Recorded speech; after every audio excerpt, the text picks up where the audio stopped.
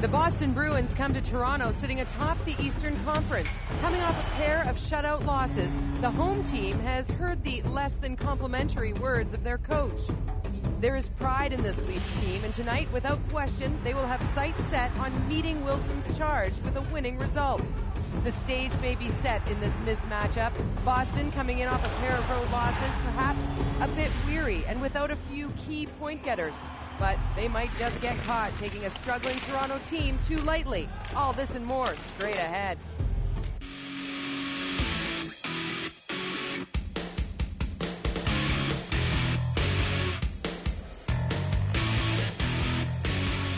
Jason Blake and Nick Antipov, two of many, going to be trying to find a way to win on home ice. Zdeno Chara definitely going to be trying a way to stop that plan. Hi, everybody.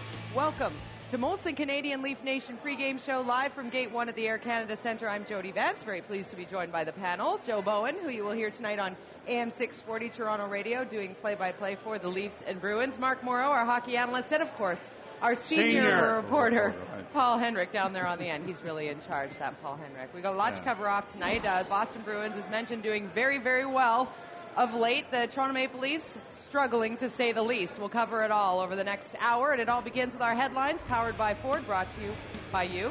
Something like that. There you go. Either way, we're going to come up with three very important headlines heading into tonight's game, Jody. Number one, drought in offense at home. They've been shut out 2 games consecutively here. Number 2, good start's a must. Need we say more? And headline number 3, 2 tops among tenders, Fernandez and Thomas in town for the Bruins here tonight. But the Leafs, the headline number 1, scoreless in 127 consecutive minutes here on home ice. And Joe, it might be home ice disadvantage, but it might be pretty good goaltending at the other end as well. What's your feeling about this? Well, it's kind of interesting, Paul, and going through the years of being here in Toronto, there was always 2 factions. If the Leafs weren't playing well at home, which they've gone 8-10-4 and aren't playing well at home, it's always been, well, the opposition has a lot of Ontario kids. They all get charged up and play real well here in front of friends and family. When the Leafs had a real good home ice record, the opposition coaches often said, well, you know what? A lot of the Ontario kids coming home, they're busy, they've got all kinds of family and friends running around trying to do things, so we don't play well in Toronto. Right now, the problem is that they don't score on home ice. Their power play on the road is 4th in the National Hockey League. At home, it's 16th. They have not scored they've scored 1 goal total in their last 7 first periods on home ice. They haven't gotten a good start. They haven't been able to score, and as you mentioned, they've been shut out back-to-back games at home. Well, the Leafs have scored 60 goals in 22 home games so far. That ranks them 25th in that department. We had a chance to talk with the Leafs this morning. Lee Stempniak and Dominic Moore discussing the Leafs' recent offensive woes. Well, I think we ran into a hot goaltender last game. Obviously, the shot totals were high, and we had some grade A opportunities. But all you can do is continue to work hard, and eventually things go your way.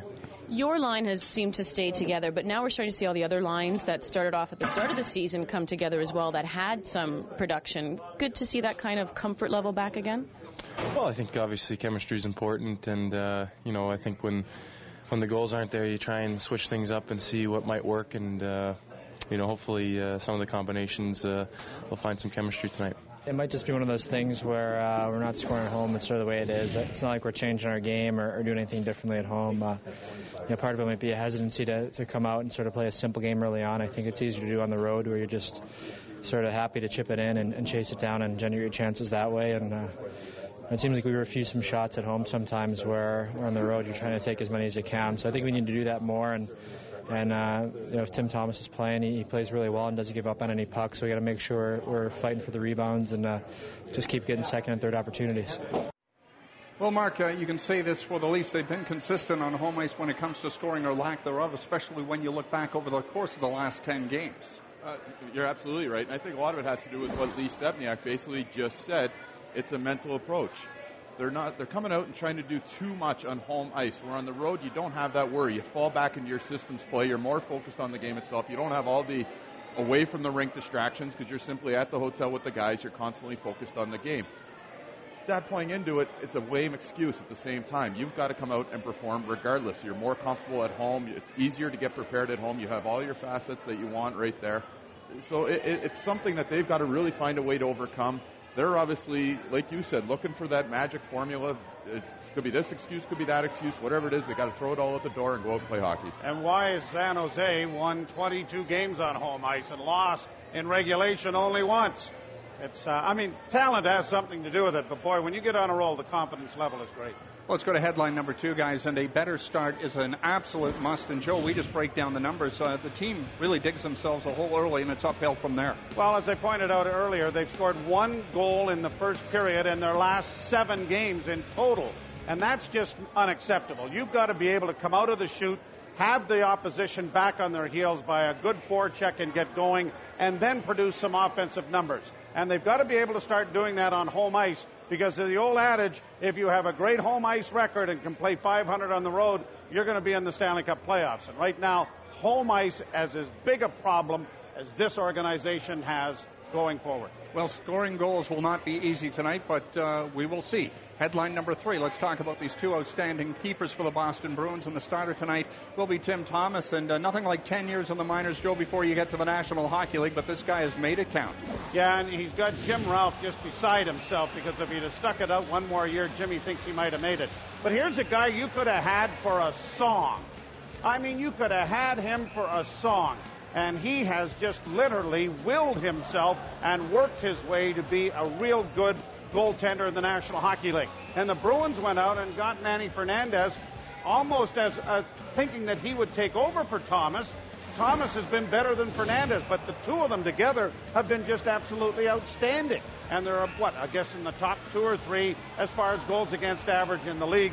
And that's the reason the Bruins are where they are. You can say what you will about their offensive numbers and various other things, but when you look at those 2 stats, 2.06 and 2.07, I'll take that to the bank any day and hope that we only have to score 3.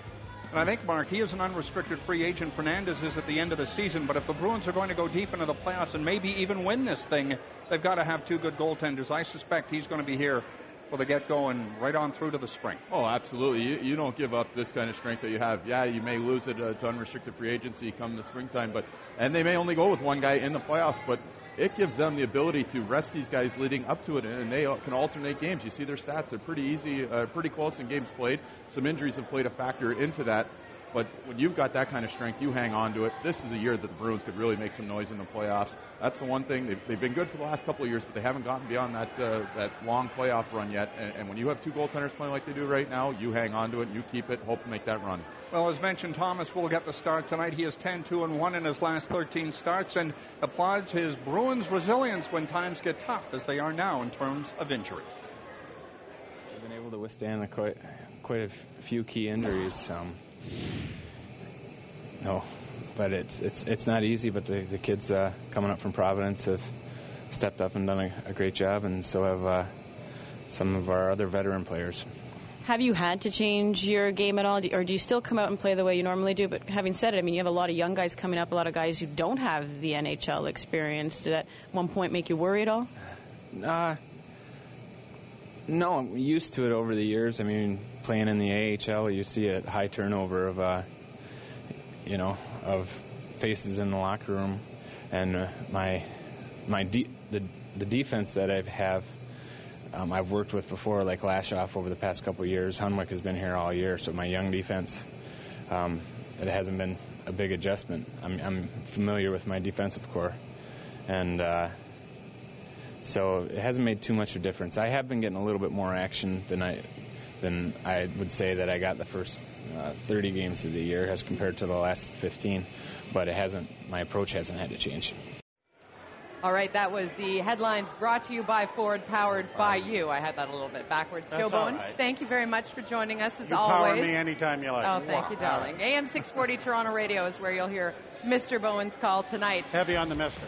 Yes, for the Toronto Maple Leafs. And, of course, the Boston Bruins. And after the break, we're going to talk a little bit about Marc Savard, the big, bad Bruins in the house. That's next.